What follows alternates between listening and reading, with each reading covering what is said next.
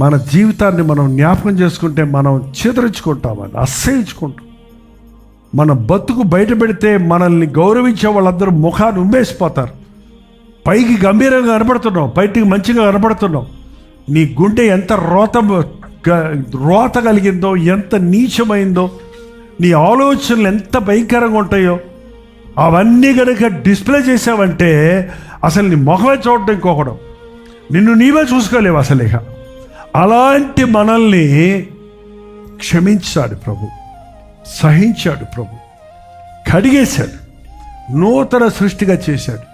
ఇక పాతవి గతించను, సమస్తమో క్రొత్తవాయను. మీలో ఎవరికైనా పాపపు నియమము నుండి విడుదల పొందాలనే ఆశ ఉందా? నీలో నువ్వు అసహించుకునేది ఏమైనా ఉందా? నీలో నీకు ఇష్టం లేనిది ఏమైనా ఉందా? అదేంటో చెప్పైతే.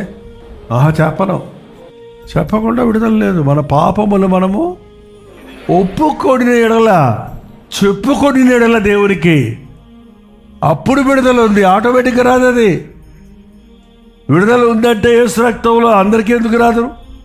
ఒప్పుకున్న వాళ్ళకి వస్తుంది, అది చెప్పుకున్న వాళ్ళకి వస్తుంది. మన పాపములు మనము ఒప్పుకున్న ఎడల ఆయన నమ్మదగిన వాడు.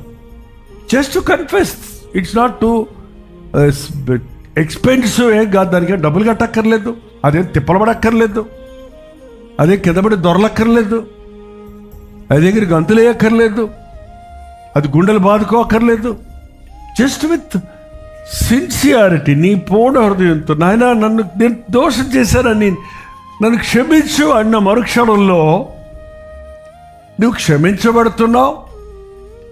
ఆ స్వభావం నుంచి జయము పొందుతున్నావు. ఈ ప్రాసెస్ అనేది రెగ్యులర్గా జరుగుతుండాలండి. దేవుని సన్నిధిలోకి వెళ్ళినప్పుడు ఎలాగో ఒక రోజంతా మనం పొద్దున్నే ఫ్రెష్గా స్నానం చేసి బయటకు వచ్చిన సాయంత్రం వచ్చేటప్పటికి ఎలా కల్మషం అయిపోతున్నామో అలాగే ఈ లోక మాలిన్యము మనల్ని అంటుకుంటుంది. కాబట్టి ప్రతిరోజు సాయంత్రం నువ్వు పడక్కి చేరకముందు నువ్వు శుద్ధీకరించబడాలంటే నీ మోకాళ్ళ మీద పడి ప్రతి పాపమును ఒప్పుకుంటే కడగబడతావు. మళ్ళీ ఆయన వాక్యమును చదివితే నీ పాపం బయటపడుతుంది. ఆయన వాక్యం అనే అర్థములో నీ సంగతి నీకు తెలుస్తుంది. అందుకనే ప్రతిరోజు క్రైస్తవుడు వాక్యం చదవాలి, ప్రార్థన చేయాలంటే చాలామంది మీరు చేయడం వల్లనే కల్మషం పెరిగిపోతుంది, మనం దోషులుగానే మిగిలిపోతున్నాం. ఉదయమే దేవుని సన్నిధితో నింపబడినప్పుడు, వాక్యంతో నువ్వు బలపడినప్పుడు పాపం చేయకుండా నువ్వు కాపాడబడతావు. నువ్వు ప్రార్థన చేసుకొని వెళ్తే నీ జీవితంలో అనవసరమైన చిక్కులు, సమస్యలు, అనవసరమైన దోషాలకు కారణం అవ్వకుండా దేవుడు నడిపిస్తాడు.